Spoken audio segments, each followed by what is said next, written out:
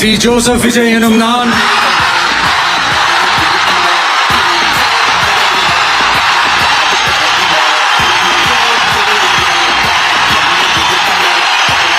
சட்டப்படி அமைக்கப்பெற்ற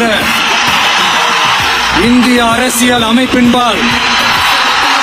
உண்மையான நம்பிக்கையும் மாறா பற்றும் கொண்டிருப்பேன் என்றும் இந்திய நாட்டின் ஒப்பில்லாத முழு முதல் ஆட்சியையும் ஒருமையையும் நிலைநிறுத்துவேன் என்றும் தமிழ்நாட்டு அரசின் முதலமைச்சராக உண்மையாகவும் உளச்சான்றின்படியும்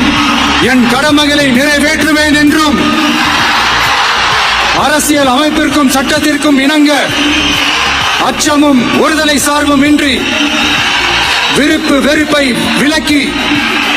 பலதரப்பட்ட மக்கள் அனைவருக்கும் நேர்மையானதை செய்வேன் என்றும் ஆண்டவன் மீது ஆணையிட்டு